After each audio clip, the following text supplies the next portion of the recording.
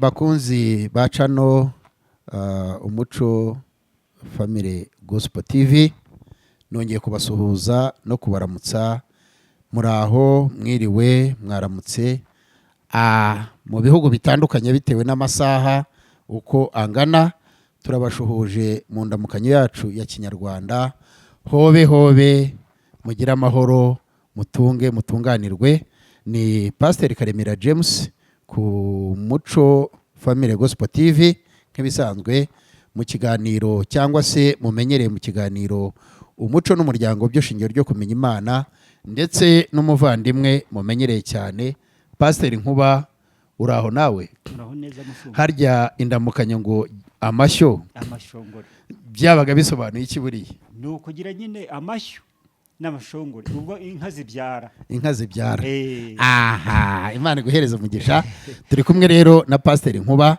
murabona yuko bidasanzwe uyu munsi twaje turi bashya twaje twuzuye urukundo twuzuye umunezero ku bwanyu mudahari ntago twaba duhari turahari ku bwanyu twaje ku bwanyu ni nayo mpamvu tubasaba kugira ngo mucinyagatebe mutuze mushire impumu mutwumve turi intumwa zabo ariko se ku Mana se turi intumwa cyangwa hose turi intumwa z'Imana kuri bo turi intumwa z'Imana kuri bo turi intumwa z'igihugu nazo buriya turavugira u Rwanda rega nejejwe cyane rero no gusubira muri izi studio ndi kumwe na Pastor Nkuba ku kiganiro mumenyereye ariko uyu munsi dusa naho tuza gutandukiraho gatoya tukaganira mu buzima busanzwe ngira ngo ni nayo mpamvu tuje tubasuhuza mu ndamukanyo ya twese y'abatwumva abatumva ururimi rero Imana ibagirire neza bashobore kudukurikira batwumve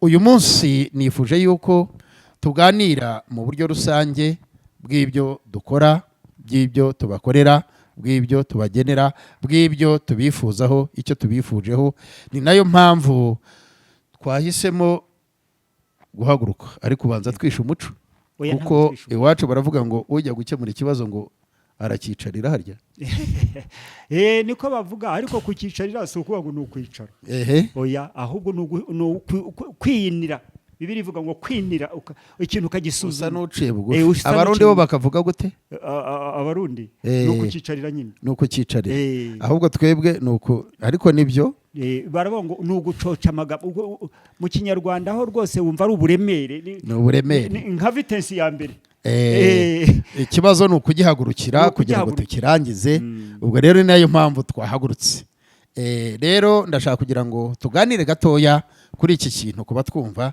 twebwe twiyemeje gutumikira Imana dukorera society yayo cyangwa se abantu b'Imana muri ubu buryo bw'ivugabutumwa rishingiye ku muryango kandi uwo muryango ni umuryango wa Gikristo ni umuryango w'Imana ni nayo mpamvu rero uyu kakanya nshaka kugira ngo tuze kuganiraho ku byo dukora Pastor Nkuba hari ibyo dukora hari ibyo tukeneye ko aba bantu bakurikira bibafasha bibigisha aho tubikorera ese hagamijwe iki mu by'ukuri tugamije kurokora umuryango nyarwanda kimwe n'indi miryango yose aho ngaho twitwaje iki dukoresheje iki aho ngaho turakoresha ijambo ry'Imana ariko rya jambo ry'Imana ahani ngira ngo nkunganireho ni umuryango wa Gikristo koko ariko noneho abantu bose sikara abakristo hari abakristo hari n'igice noneho cy'abandi batari abakristo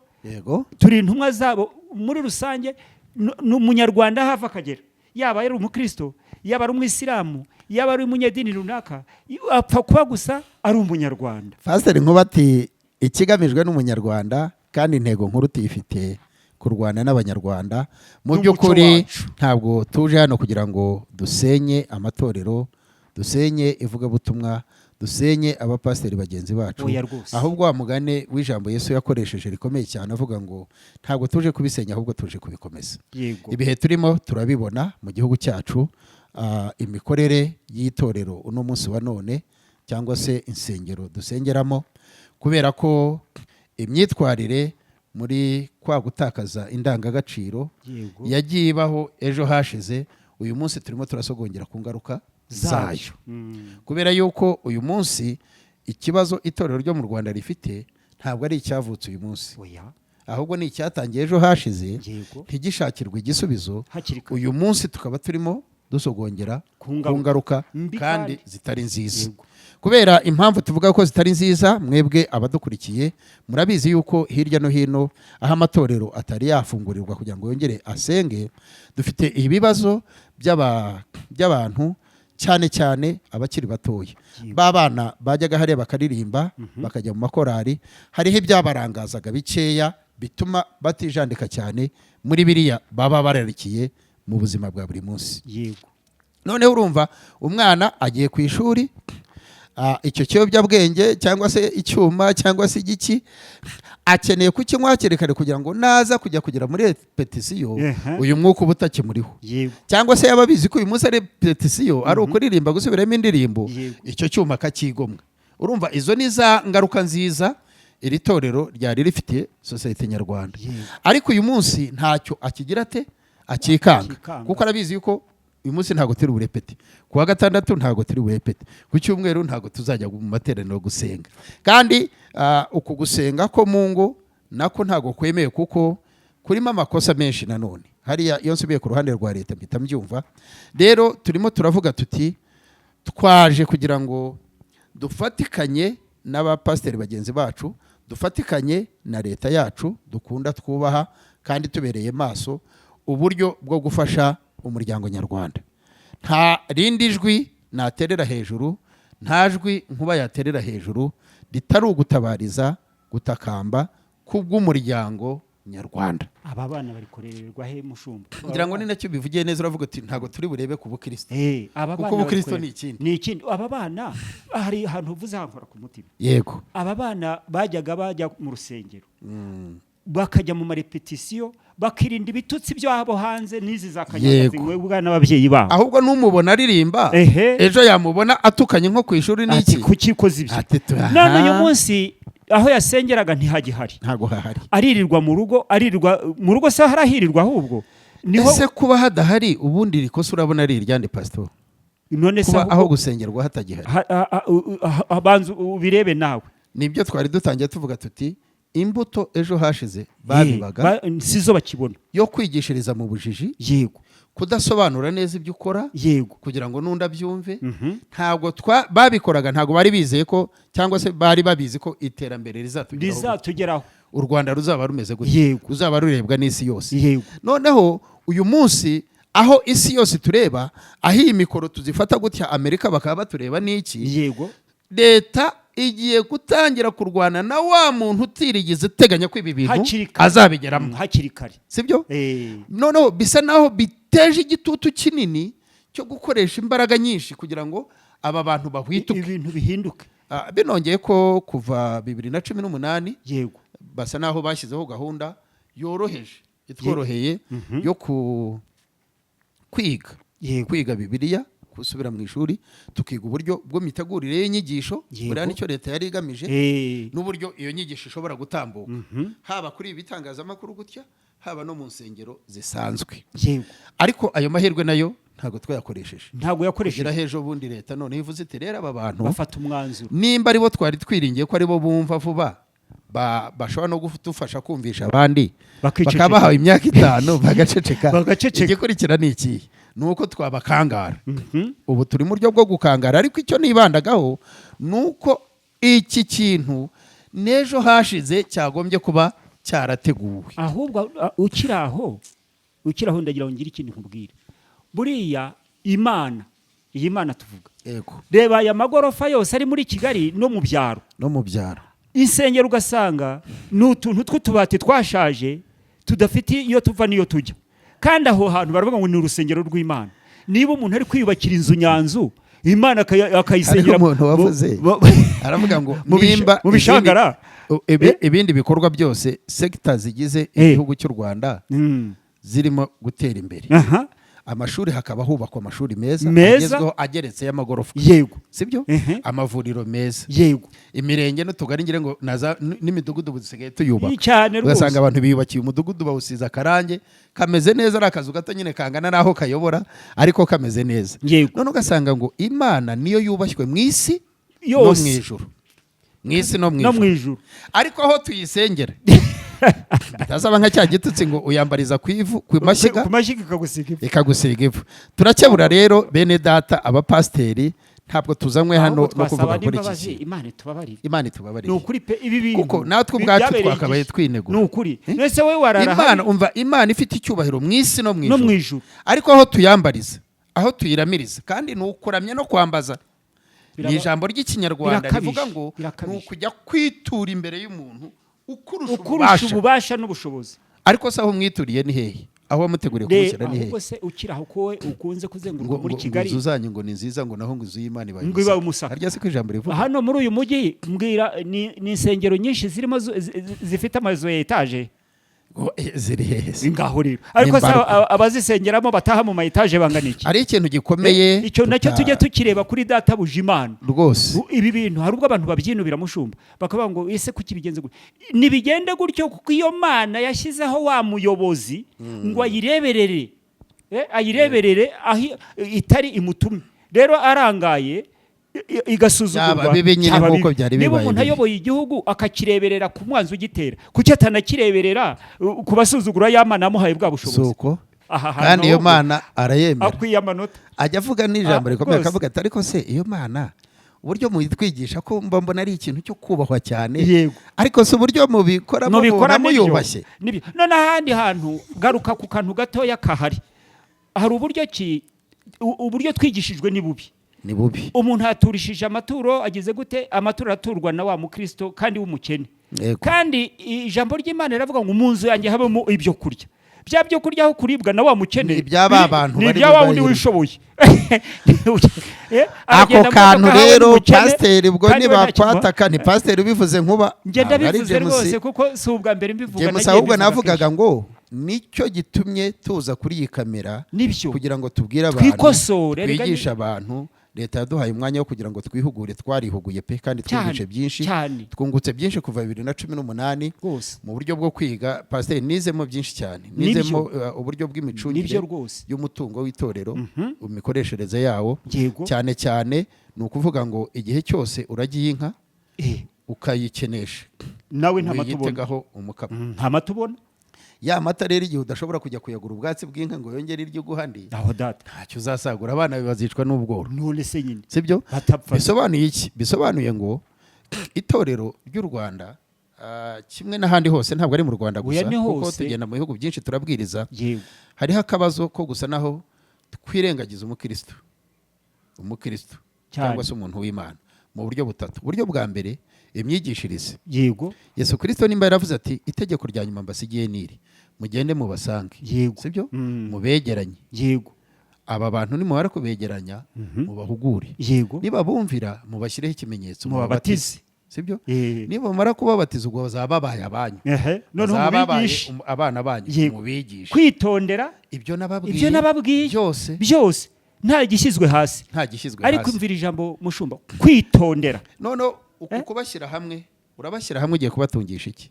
Aho hantu urabashyira hamwe, urabagaburira iki? Urabafasha ute? Iki rero nicyo twebwe twahisemo, gusa naho twegera aba bakristo. Ngira ngo mu mitangire y'itorero, nubwo rikiri ritoya mu gihugu, harimo kuri iriya gahunda twakoze yo gushaka imirima, nibura aba bayoboke bake twegeranyije, dukeneye ko ejo bakira umushyitsi bagire gute, banagire naho bakubita isuka, bashyiremo uwo mwumbati, bashyiremo icyo kijumba.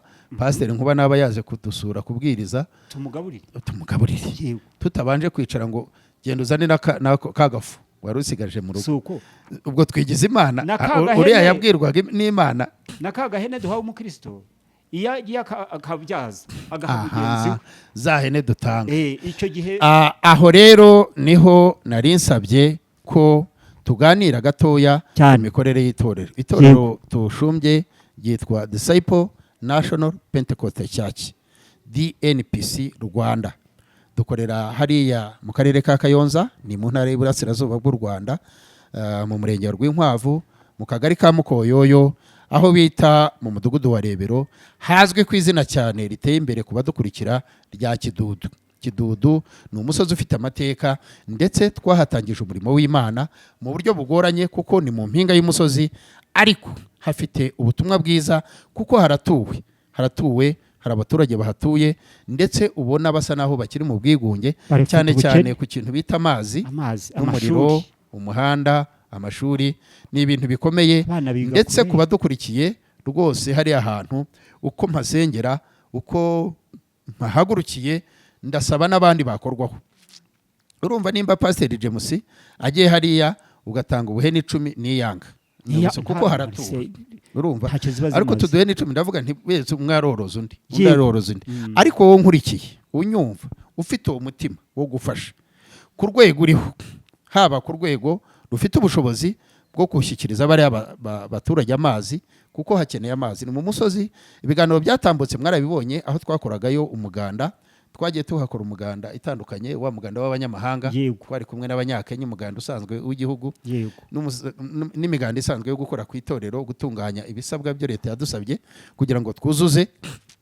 Ariko kuri guhari bakeneye amazi, nicyo bavuze cyane, baravuga ati tubonye amazi ahantu bavoma ni mu birometero, hafi ni mu birometero nka 5, ubwo kugenda no kugaruka ni ibirometero 10. Noneho kuzamuka niho wa mubyeyi yavugaga ko kuzamuka ngo bakoresha amasaha 2 kugenda no kugaruka, iyo byanze bajya kuvoma ngo ku nyanja yepfiriya mu rw'iwanyu. Hari ahantu rero muntu twumva uri muri pozisiyo, uri mu mwanya ushobora gufasha mu buryo bw'amazi, rwose duhamagare, hagere, ntago hagoranye, hafite ubuyobozi, hari gahunda ya leta, hari gahunda y'akarere bateganya, ariko ntago bakwira hose icyarimwe. Waca mu karere, waca mu murenge, waca ku itorero ryacu, waca mu mushinga wacu. Niyo mpamvu twateguye umushinga wo kuhakorera mu buryo bw'impuhwe, nta bushobozi dufite bwo kuwukora, ariko kimwe n'Imana, kimwe n'inshuti zacu, kimwe n'abadukurikiye, mwahagarara natwe, hari ahantu hakagira amateka tuhahindurira. Haratuwe, ni abaturage bakunze bakora. Urumva umuturage ushobora gutura ahantu imyaka 10 akora urwo rugendo rwo kujya kuvoma. None ubwo ntiturasubira ku kibazo cy'amashuri, amashuri ari kure cyane. Iki kintu nkikoze mu rwego rwo gusa naho dutabariza bariya abantu, ku baterankunga cyangwa se abafatanyabikorwa n'akarere ka Kayonza, ku bandi bose, yewe no kuri gahunda ya leta. Gahunda leta hari igihe ibona ahantu bigoranye igahindura bimwe byo yari yateganyije, ikabibiretse ikabanza igafasha hariya. Hari ahantu hakeneye amazi, hakeneye amashuri, cyane cyane nk'uko abaturage babisabiye, hakenewe n'umuriro. Wahagararana na James, wahagararana n'akarere kacu ka Kayonza, cyangwa se n'umurenge wa Rwinkwavu, ukaza ukayoborwa uburyo dushobora gufasha bari abaturage. Ni ahantu rero twebwe mu bushobozi bukeya bwacu twahateguriye uburyo bw'ibikorwa bishobora kuzana iterambere ryaho, nk'uko nababwiye ko abaturage baho bakunda gukora, bakunda akazi, ariko nyine bakiri inyuma mu buryo bw'iterambere. Erega ahatari umuriro amajyambere aradindira, ahatari amazi ubuzima ntabwo buba bumeze neza, ahatari iterambere ry'umuhanda, ibikorwa remezo, ntabwo iterambere rindi rihagera. Turasaba rero kugira ngo muhagarare natwe muri iki gikorwa cyatangiye cy'uyu mushinga. Ni umushinga ushingiye ku muco n'umuryango, byo shingiro ryo kumenya Imana nk'uko tubyigisha. Ni poroje itari ntoya ariko itari na nini. Umuntu wese ushobora kumva muri we harimo gufasha, ntago byamugora ko iyi poroje yahagarara nayo, ntago byamugora. Urumva harimo uburyo bwo gutunganya inyigisho zitangwa ku miryango ibanye mu makimbirane, ubwabyo ni amafaranga, kuko gutegura inyigisho n'abazitambutsa, guhugura ni amahugurwa azakorerwa mu gihugu hose hirya no hino, dushingiye cyane cyane ku matorero, ku bayobozi b'amatorero, ku barimu mu matorero, kuko aba bantu nibo bahura n'aba bantu ku buryo bwa buri munsi. Noneho hakabaho na gahunda yo gutegura cyangwa se guhugura abayobozi b'inzego z'ibanze bashobora kudufasha gushyira mu bikorwa ibi byose, kwegeranya bari abaturage, kubigisha, kubakurikirana uburyo bashyira mu bikorwa ibyo bahuguwe. Ni umushinga rero uzafasha mu iterambere rya Kidudu, mu iterambere ry'umuryango nyirizina nk'uko inyigisho zacu zimeze. Ni umushinga ugamijemo ibintu nka 3 bikomeye. Icya mbere, leta mu mboni zayo mu guhirimbanira uko abanyarwanda babana mu mahoro, uko babaho neza bagira umutekano, igenda ishyiraho inzego nyinshi nk'uko wahoze ubivuga. Gushyiraho gacaca byari ugushaka uburyo abantu bungwa bakemurirana ibibazo, ariko se banirebaho bigenzura. Rero leta kudatuza kwayo yashyizeho na gahunda y'ubucamanza bw'abaturage. Yego, ubucamanza bw'abaturage bugira aho butangirira n'aho burangirira kugira ngo habeho ubucamanza rusange. Nibyo bita abunzi. ishyiraho n'inshuti z'umuryango. Ubu buryo bw'abunzi mu buryo bwacu uko duteganya gukora muri uyu mushinga, mu by'ukuri hari igihe abantu baza bagannye urwego rw'abunzi, yego, bakabibona nk'urwego nyine rw'ubutegetsi, rw'amategeko nyine, yahagera agahisha icyo yari buvuge cyari bufasha abandi, agasa n'utinya. Noneho naratekereje ndavuga nti ku rwego rwacu rw'abapasiteri ubona yuko iyo batugeze imbere bariranguza, baravuga byose, bagashyira hanze. Niyo mpamvu nateguyemo ni nka sisiteme imwe cyangwa se agashami kamwe gashobora kunganira urwego rw'abunzi. Ahangaha ndavuga ku nzego bireba cyane cyane nka Minisiteri y'Ubumwe bw'Abanyarwanda, ibyo ibifite mu nshingano. Hari Minisiteri y'Umuco na Siporo. Uretse siporo wenda nubwo twakwifudira agashami k'umuco kuko nicyo twibandaho. Twavuga Minisiteri cyane cyane noneho bisa naho bireba cyane, uretse iyi y'Ubumwe bw'Abanyarwanda na Minisiteri y'Umuryango n'Uburinganire. Hega na siporo burya nta nubwo twanayisiga inyuma kubera abana tuba dufite. Siporo yo burya abana iyo babonye ikintu kibarangaza, siporo no mu nyigisho za Bibiliya twarayize cyane, nayibamo n'ababana. Ko ndabyibuka mu isomo rya 6 baravuga bati umupasiteri yaruhuka bigenze biti. None se hazamo iyo siporo, hazamo kwigomwa, ugasa n'usize ukajya ahantu ugashaka ikiruhuko. Ni byinshi cyane. Hanyuma rero icyo navugaga hano, navugaga ngo ibi bigo bya leta bifite mu nshingano, ariko bigenda byunganirwa n'izindi nzego zibaho zabize bikorera.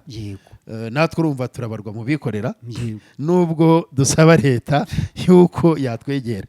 Hari ugutegura inyigisho zirateguwe, gukora ibitabo bizakoreshwa, gukora amasantere cyangwa se guhugura aba bantu bashobora kubikora, kuko twebwe 2 cyangwa 3 ntabwo twabikora ngo bikunde. Niyo mpamvu rero tuvuga tuti waba uri imbere mu gihugu, waba uri hanze y'igihugu, aba bantu bo mu Rwanda reka mbisabire ko badukurikiye ntibagatangwe umugisha n'abantu bo hanze y'igihugu, noneho kubabo ku bwoko bwabo. Kuko Bibiliya iki kintu gitindaho, iravuga ngo cyane cyane abo mu nzu y'Imana yawe. None kuki tubona abadiaspora aribo barimo gushyigikira igihugu cyane, kandi rimwe na rimwe ugasanga hari abanyagihugu babarusha n'ubwo bushobozi?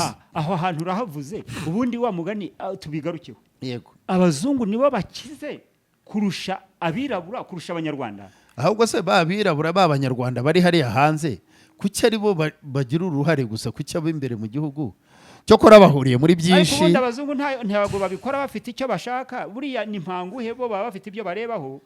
Ariko umunyarwanda we yakabikoza aziko niba mugenzi we ateye imbere, nawe bageze ateye imbere. Iby'abazungu ni ikindi wenda cyaba kiturenzeho, ariko nta kirenga ku muntu, kuko nabo tujya tubona uruhare rwabo mu bibazo dufite uno munsi wa none. Hariho ibyatewe nabo, hariho ibyo bitangiye kugira ngo badufashemo kurangiza. Byose birashoboka, ariko uruhare rwacu kugira ngo igihugu cyacu kibe cyiza, uruhare rwacu kugira ngo dusubizeho umuryango mwiza utekanye. Minisiteri y'Uburinganire n'Iterambere hari sinariyo ifite nziza, ngire ngo twagendeyeho mu kugira ngo tuzayegere tuvugane nabo muri uku guhuza ibi bikorwa byacu. Ariko icyo nagarukagaho ni izi ngingo nyamukuru zo muri uyu mushinga turimo gutegura gukora, cyangwa se tunageze kuri. Urumva uyu munsi mu biganiro twahoze dutambutsa, hari ikibazo dufite cy'abantu batakaje ireme ry'umuco nyarwanda ku gushyingiranwa, ku gushakana, ku gushyingirana, ari ushyingira, ari ushyingirwa, ari ushaka, ari n'ushakwa. Ubwo ndavuga ku miryango y'aba bana baturukamo no kuri bo ubwabo bagiye gukora ubukwe. Urumva ari imiryango yatakaje izo nshingano. Ari aba bana ubwabo barabitakaje, ariko bo ntawe babarenganya kuko ibyo bareberaho ni ibyo ngibyo. Hari akantu gato nashatse kugira ngo nzasabe uzamfashe, uri umusaza mukuru, wenda Imana niba idufashije tukagira ubu buryo bwo gukora buri open cyangwa se kugira ahantu haganwa hakorerwa. Yego. Iki kintu ushaka ko tuzakishyiramo imbaraga cyane, nubwo ariyo nkingi ya mwamba ya santere turimo dukora. Kubera iki? Ikibazo nibajije, kubera iki mu bukwe bwa none ikikwereka ko hari ahantu umuco ugenda utakara kandi abantu ntibabibone, bakabyita ibisirimu. Pastor, ndagusaba umugeni. Yego. Ndi umubyeyi, ndasabira umwana wanjye. Yego. Nawe ufite umukobwa ushaka kunshingira. Yego. Sibyo? Unyemereye umugeni, unyemereye kunshingira. Ku munsi w'ubukwe abana bacu, umukobwa n'abamugaragiye, umuhungu n'abamugaragiye, harya ubwo no ku mukobwa nawe tuvuga kumugaragira. Byose ni kimwe. Byose ni abamushagaye, abahungu, umukobwa n'abamushagaye, abahungu, umuhungu n'abamugaragiye. Yego. Ugasanga bakenyeye kinyarwanda. Yego. Sibyo? Kandi twebwe ababyeyi twambaye ibi bisanzwe bya gipasitoro, ayo makaruvati. Noneho nkibaza ngo ese kera ko nakoze mbona hakenyera umusaza. Yego. Cyangwa nyir'urugo, kuko abasaza bacu barakenyeraga. Yego. Kuriya neza ubibona. Yego. Yaba ashoye, yaba agiye mu bukwe. Oya, ndabizi cyane, ndabizi. Abana bakambara bisanzwe. None uyu munsi bimaze gusa naho bicurama. Njye naravuze nti nimba hateguye gukenyera, kuki hadahera ku basaza? Noneho ugasanga na wa wundi urimo gusaba, tureke n'ababyeyi nyirizina b'umwana, usaba n'usabwa, bamwe bahuza ibiganiro, nabo biyambariye amakote gutya. Abana, impinja akaba arizo ziza zikenye. Iriya shusho ubwayo igaragaza gutakaza umuco. Kuko nimba ubu bukwe bwateguye gukenyera, njye natagaga igitekerezo nkavuga nti bihere ku basaza, uwasabwe n'uwasabwe. Noneho na babandi babahagarariye barimo gusabana umugeni nyine kuri cya kiganiro, bayoboye ikiganiro, nabo baye bakenyeye, n'abana bo bawe bakenyeye. Noneho nyuma muri bya bindi bya kizungu, kuko Kiliziya yaje kutwigisha ibya kizungu, ntabwo yaje guca umuco. Ni nayo mpamvu ihereruka kugira ngo ishyireho agakeregeshwa kayo, wenda baze kujya muri ayo makoti, bambara ayo makote, kuko n'abana baba bamaze kuyajyamo. Ahantu hatekereze hari ikintu nyibukije. Yego. Giherutse gutambuka, ni ikiganiro mperutse kumva kuri radiyo, bigaragara wa mugani nko guta umuco. Urabona ibyacu bya kinyarwanda, abantu bagenda babisunika bakazana iby'ahandi. Umugore kera yitwaga umutegarugori. Urugori ni iki? Urugori ni ikirango cyerekanaga umubyeyi. Wamubona koko yashokoje, ni ukuvuga ngo yabaga afatiye impumbya abana be cyangwa umuryango. Icyo kintu cyabagaho. Uyu munsi babihinduye icyo bita ngo umubano. Abakecuru bamwe hari nubwo batabyumva, umukobwa arajya kwambika akazana wa mubano w'iki iby'ahandi by'amasaro n'iki, akaba ari byo agira ate atamiriza wa mubyeyi. Njye narabigenzuye, akimwambika uwo munsi agahita kijugunya. None se ko ari icy'uwo muhango nyine, ariko se nibura niba nabyubahirize n'uwo munsi, bazana uwemewe nyirizina, nibura, kuko ari ikintu kiba kibukorwa uwo munsi. Impaka zaba nyinshi kuri iki, tuzazijya kuko nicyo cyatuzanye gukora iyi santere cyangwa se uyu mushinga. Ako nibutse ni Modern Rwanda. Ni ikiganiro keretse gutambuka, hari abantu bari bafatanye ibintu bya caguwa, baravuga ati kuki abantu turimo turakora ibintu byacu mu Rwanda kugira ngo umunyarwanda nawe agira hava nahagera. None abantu bari gufata ibyo hanze bakabizana iwacu, barateza imbere cya gihugu, icyacu bagisubiza inyuma. Baretse tukambara imyenda yacu, tukambara inkweto zacu, tukagira mbese natwe aho twikura naho tugera, aho gusingiza abahandi tugasingiza abo mu gihugu cyacu, na ya misoro ikabi yacu. Icyo kintu se urumva atari ukuri? Tuzaganira byinshi, tuzavuga kuri byinshi, abo bireba ibyo barabyumva, uburyo bashobora guhuza ibi biciro, kuko bishobora kugendana n'ubushobozi, ariko si ubushobozi kuko ushaka arashobora iteka. Icyo kintu twagishyize imbere mu byo tugomba kwibandaho mu buryo bw'intuza bw'imyigishirize y'aba bana bagiye gushaka. Uyiringanirizemo. Urumva rero pasiteri, nicyo twavugaga ko ibyo uyu mushinga uzibandaho harimo rero n'iki kindi nacyo gisa naho ari rurangiza. ikintu kijyanye n'imiryango isenyuka, kuko harimo uburyo bwo gufasha imiryango isenyuka bishingiye ku bukene, kuko amakimbirane ashingiye ku bukene nayo yarakuze ntitubyirengagize. Amakimbirane ashingiye ku murengwe, mu biganiro watambukije ubushyize icyo kintu wakivuzeho, amakimbirane ashingiye ku murengwe nayo arahari, kwifuza ibya mirenge n'ibindi tutabanje kuvuga. Iki kintu rero, iki cyegeranyo nashatse gukora harimo kugaragaza ibyo iyi santere cyangwa uyu mushinga uzibandaho turimo dukora hariya, gusanga imiryango ibana mu makimbirane. Iyo duhura nayo buri munsi, tubonana nayo, turayiganiriza, ahubwo wenda intambwe izaterwa kurushaho ni ukubafasha uburyo ki twabarengera, kubakura muri bwa bukene, kugira ngo nimba ariyo yari intandaro y'amakimbirane ahoraho ashingiye ku bushobozi buke, tubafashe. Uburyo bw'amahugurwa twarabitangiye, kuriya ko guhanahana udufaranga dutoya, ni umushinga mugari. Ariko icyo nashaka kugira ngo nsubireho ni kuri iki kintu nari nshimangiye nyine cya gatatu kizaba kirimo, kijyanye no gufasha imiryango kuva mu makimbirane ariyo atera impfu za hato na hato. Turabibona hirya no hino mu gihugu, turabibona ku mateleviziyo, turabibona hehe, aho bicanye, aho byagenze gute. Turashaka rero ngo duhere hariya, ngo ijya kurisha ihera ku rugo. Iwanyu hepfo hariya wabonye uko bimeze. Ngira ibintu by'ubuharike ntabwo byagombye kuba ubusinzi bukabije. Ngira ngo n'itegeko ntabwo ribyemera gusinda mu ruhame, ni ibintu biharirwa. Perezida wa Repubulika buri gihe yirirwa avuga abantu basinda bikabije, ntabwo ari byo. Iki kigo rero gishinzwe kwegeranya imibare y'ababana mu makimbirane bishingiye ku bukene, ababana mu makimbirane ashingiye ku moko, ku nkomoko. Ariko cyane cyane harimo ijambo rijimije ariryo dushaka kuzura ry'uyu muntu bita umuranga. Umuntu aragenda akitura mu umuryango pasiteri ugira ubushobozi bwo guhishira ikibazo cyawo, hanze ntimuwumenye cyane. Bihura na ya nyigisho wigishije mu biganiro tumaze iminsi dutanga bya cya giti kibitse ka gahumbu kacyo, akaramata.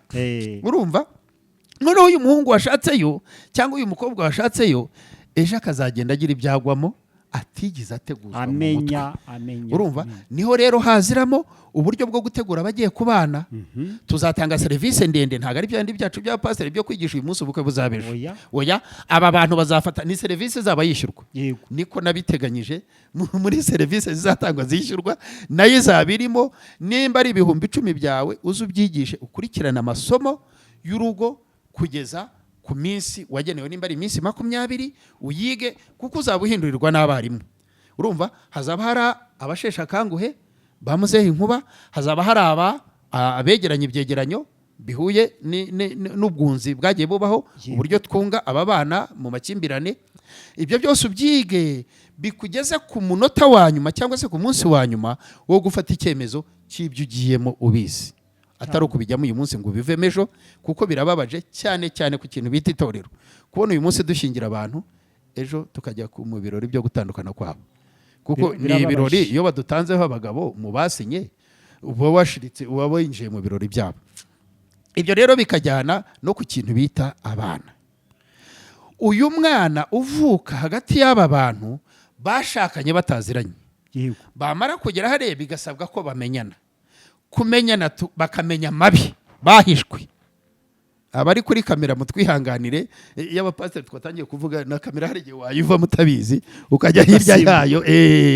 Urumva, uyu muntu mukungu wanjye ashatse mukobwa we pasiteri, baraje bikubise hariya. Hari ibyo twabahishe, hari ibyo wahishe by'iwawe, hari ibyo wanjye nahishe. Abana bageze hariya kubera kugongana ngo ntazibana zidakomanya amahembe, bagatangira kwitoratoza ku byahariye. Umwana azi ibyanjye, uwawe azi ibyawe, azi ko tudahuje. None rero iyo hagize iribacika riba ribi. Iyo ribaye ribi rero bagatandukana, wibuka ngo batandukanye wenda umwe afite inda y'undi. Yego. Batandukanye se bafite umwana. Yego. Sibyo? Aba bana rero bavuka muri ubwo buryo, aba bana bavuka mu buryo bwo kwishingira nacyo twicurikirane muri make bitajyanye nibo ejo hazaza bazateza ikibazo ku gihugu. Abo nibo bazaba baheza nguni mu buryo bw'umuco batanawumva kuko bahumve bawuziho iki nta mbabazi z'ababyeyi babonye arareba ku mafilimi akabona kuri guhari muri uyu mushinga hazibanda no ku babyeyi cyane cyane b'abagore barera bonyine. Yego barera bonyine biravuna cyane kubura igitsuri cy'umugabo mu rugo ku bana. Uyu mugore akabarera akabakuza ejo bakaba umusaruro mwiza ku gihugu. Abakwiriye igikombe cyane, abakwiriye igikombe kuko umugabo n'intare mu rugo rwe yitontomye byibuza nibura hari agahungabana nubwo byongera ariko hari agahungabana.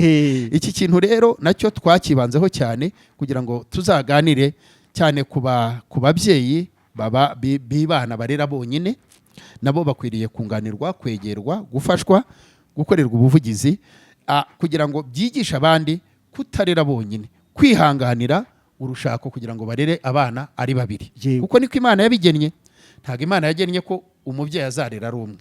Niyo mpamvu yabahuje ari babiri kugira ngo babigene. Rero tugize ibiganiro byinshi bivuga kuri izi nyigisho z'umuco n'umuryango.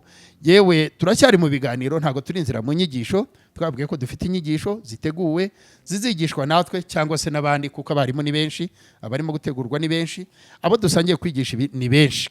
Sibyo? Televiziyo zirahari nyinshi, tuzazijyaho tuzabivuga, ariko n'iyi channel yacu y'Umuco Family Gospel TV nayo irabidufasha muri iki gihe kugira ngo dusohoze ubutumwa bw'uwadutumye.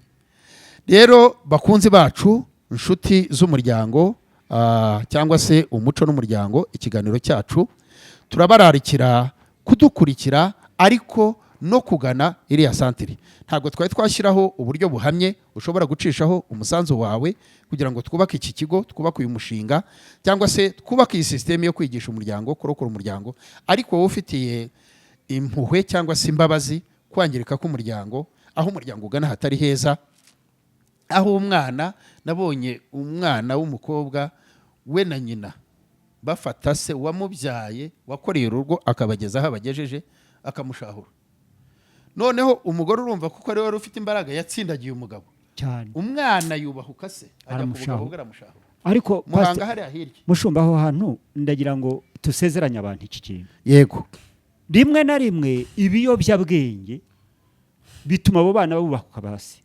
Icyo tuzagishyira mu bikorwa nacyo babubahuka cyane, barabubahuka muri iki gihe, barabubahuka cyane. Nicyo tuvuga ngo iyi ntego y'aba bana bavuka mu buryo ngo budateganyijwe, niko banabivuga ngo yatewe inda idateganyijwe. Urumva no kuvuka avuga no mu buryo budateganyijwe. Nubwo leta ikora ibishoboka akavuka nk'abandi bana, agahabwa ibisabwa nk'abandi bana, ariko urugendo rwa rundi abanyarwanda bavuga ngo uburere buruta ubuvuke.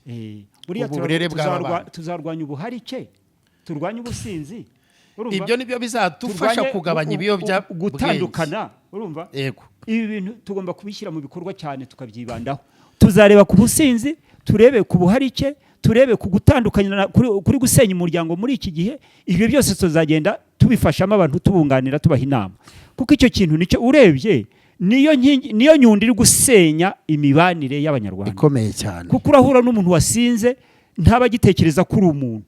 Oya. Ikindi n'umutungo afite ntabagitekereza ko ari umutungo wagirira urugo rw'akamaro, ahubwo yumva yawusesagura. Ubwo rero aho hantu niho tugomba kwibanda cyane kugira ngo ahari dukize imiryango tuyirokore. Imana iguhereza umugisha cyane. Rero namwe abari badukurikiye, Imana ibaho umugisha. Ni Mushumba James Karemera, ni wowe nasabaga yuko wanyunga ukuboko, wanyunga ubushobozi, wanzamura amaboko, kuko iki kintu kizafasha benshi kandi uzahabwa umugisha ubwo hazaba hari abana batakijya mu biyobyabwenge kubera ko nta mpuhwe, nta mbabazi, nta kiyobora bigize babona mu babyeyi. Leta yacu ikora ibishoboka, ifasha abo bana, ababyariye iwahire babafasha kugira ngo bakunde barera aba bana, byose ibirimo irengera kugira ngo uyu mwana azakure nk'umwana ukuriye mu babyeyi. Ni nayo mpamvu leta yashyizeho gahunda nyinshi z'uko abana bagomba kurererwa mu miryango. Uyu muryango wacu rero mu buryo bugufi witwa Family Strong. Uko nababwiraga rero, center yacu cyangwa se ikigo turimo dutegura gishobora kudufasha muri ibyo byose, kiri mu ishusho y'uruziga cyangwa se ikirango cy'umushinga cyangwa cy'ikigo kiri mu ishusho y'uruziga, hejuru kibumbye umuco, noneho hasi kikitwa umuryango. Icyo rero ni nk'aho aricyo kirango, noneho hagati hakaba handitsemo ngo umuco n'umuryango byo shingiro ryo kumenya Imana, kikagira amashusho y'uburyo bwa kinyarwanda cyangwa se bwa gihanga mu buryo bwacu bw'abanyarwanda. Harimo umusaza uri mu rwuri, hari nimugoroba inka zegereye urugo ziri hafi gutaha, harimo umubyeyi ari mu mbuga arimo ategura iby'amafunguro, kuko bigaragara ko yari afite isekuru arimo asekura ubugari kugira ngo asonge basangire. Noneho hakaba umwana hepfo yabo wari ugiye kuvoma. Ubwo urabona yuko ni urugo rwa kinyarwanda ariko rwishoboye kuko rufite na robine mu rugo. Umwana agiye kuzana amazi yo kugira ngo, urabona ko aba bantu bose bari bagize umuryango kandi bose bawukorera. Ubwacyo bisobanura yuko abagize umuryango bose bagira uruhare mu kubaho kwiza k'umuryango. Noneho rero ikigo ubwacyo nyirizina, izina ryitwa mu kinyarwanda twakoresheje ijambo rigufi, ikigo cy'umuco, umuco center. Ni ukuvuga ngo ni ikigo gikomeza imiryango. Ikigo ubundi ni center nyine, centre ikomeza imiryango. Center ibyo ari byo byose mu kinyarwanda ni ibyo ngibyo, ni ikigo. Ikigo gikomeza imiryango. Ubu urumva aho irahinnye. Mu cyongereza ni nk'aho ariho bisa n'ibirambukaho gatoya ariko cyane cyane tuba dukeneye ko abanyarwanda babyumva. Ni family strengthening center, culture turarimira kugira ngo kitaba kirekire bigasa naho bihura na center, ariko ni family strengthening cyangwa se uburyo bwo gukomeza guhoraho, culture mu muco, center noneho ikabona kuza mu magambo ahinnye bikitwa FCC center. Abenshi babona FCC gusa ariko biba FCC center. Center mu birango izajya yongerwaho.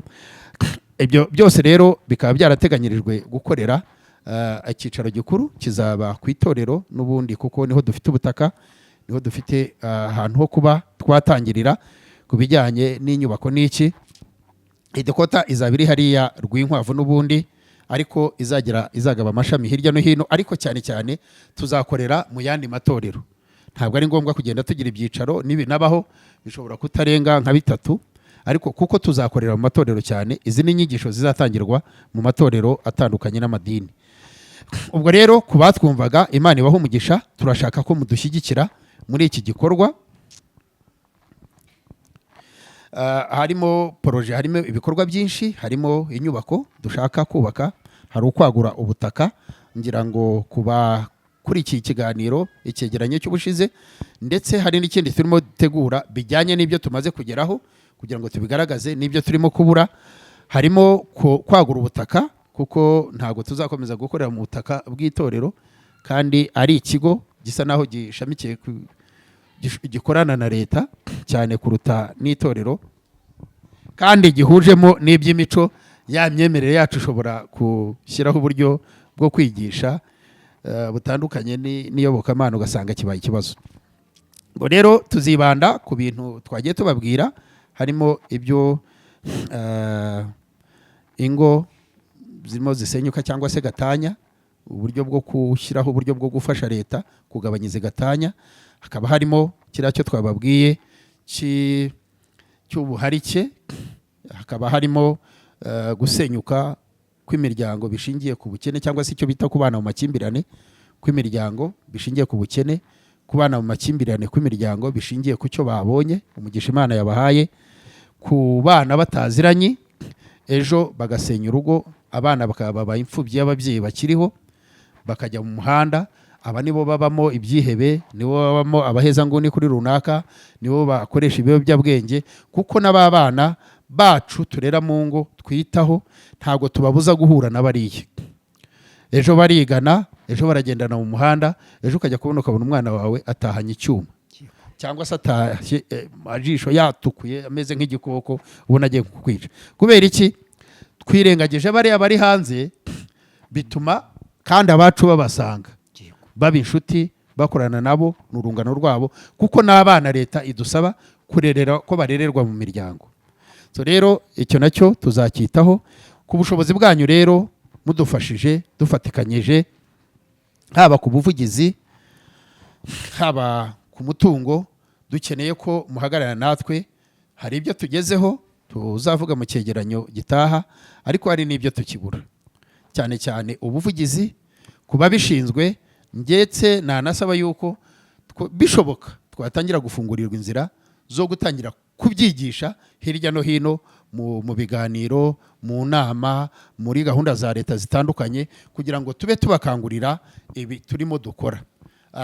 Kuba twumva rero bafite uburyo bw'uko ibi bintu twatangira kubitambutsa, haba mu matorero, haba mu nama zitandukanye za leta, mu tugari, mu mirenge n'iki. Hari abantu bamaze gutozwa bakeya twakohereza hirya no hino, bakaba basobanura iki gikorwa kugira ngo abanyarwanda bacyumve, batangire kwitegura kwakira. Kuko mu nyigisho tuzatanga hariho ibitabo Minisiteri y'Ubumwe bw'Abanyarwanda yashyizeho, byatangiye gukora wenda mbere y'uko ibaho, ariko byose leta burya iba yarabiteguye umugambi wayo, cyitwa ubumwe n'ubwiyunge.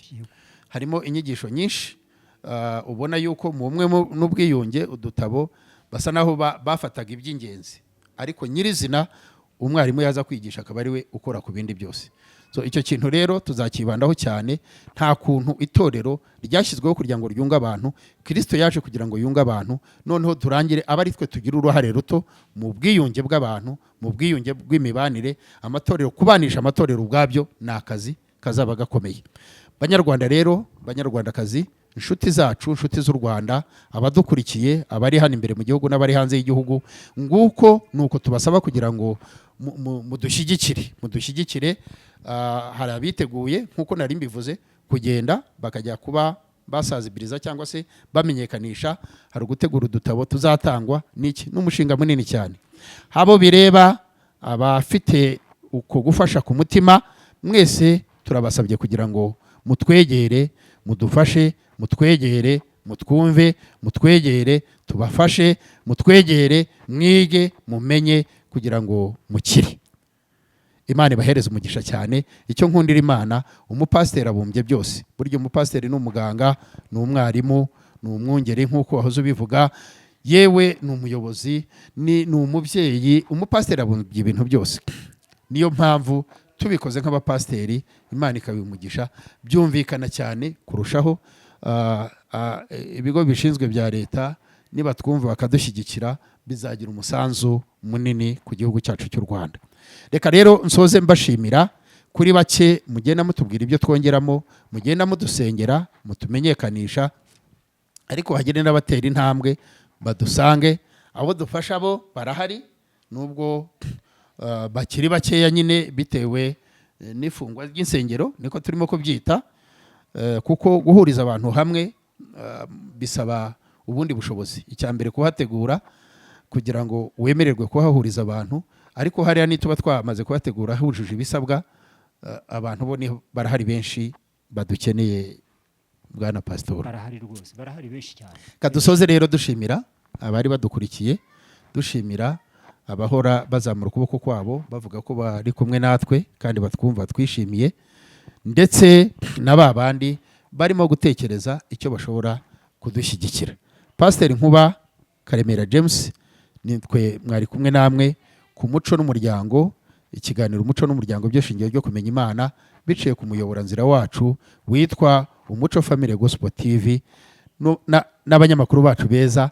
Mwese Imana ibahe umugisha, turabakunda kandi turabashimiye. Shalom, shalom. Ciao, ciao.